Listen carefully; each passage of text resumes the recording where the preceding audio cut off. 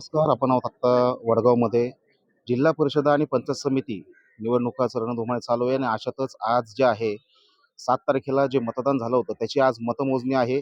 आज आपण या ठिकाणी वडगाव पंचायत समिती चौकामध्ये आहोत. आपल्या बाजूला तुम्ही पाहत जर असाल तर माग साई बाजूला सर्व पूर्ण पब्लिक एका बाजूला उभी आहे, एका बाजूला सगळे डिपार्टमेंट आहे.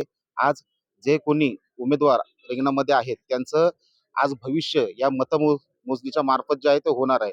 अशातच मतमोजणी जी आहे जी सुरुवातीला जी होणारी आहे ती टपालमधून होणार आहे आणि दुसरी जी होणार आहे ती डायरेक्ट ईव्हीएम मशीनच्या फेरीमधून होणारी आहे. आपण जर आता बघितलं की सध्या राष्ट्रवादी काँग्रेस आणि भाजपा हे दोन बडे पक्ष आज मावळ तालुक्यामध्ये आहेत. परंतु आता या अनुषंगाने कोण नेमके बाजी मारून जाते हे आपल्याला पाहणं गरजेचं आहे. मागील झालेल्या तुमच्या नगर परिषदा असतील किंवा महापालिका असतील यामध्ये सर्रास बीजेपी आणि राष्ट्रवादी ही सरासरी बलाबलीने त्यांनी आपली जागा राखून ठेवली होती. आता या मतमोजणीच्या नंतर नेमकं मावळमध्ये पुन्हा राष्ट्रवादीचे घड्याळाचे काटे फिरणार की कमळ उमलणार हे खूप महत्वाचं असणार आहे. मावळ परिसरासाठी मनोज मोरे, वडगाव.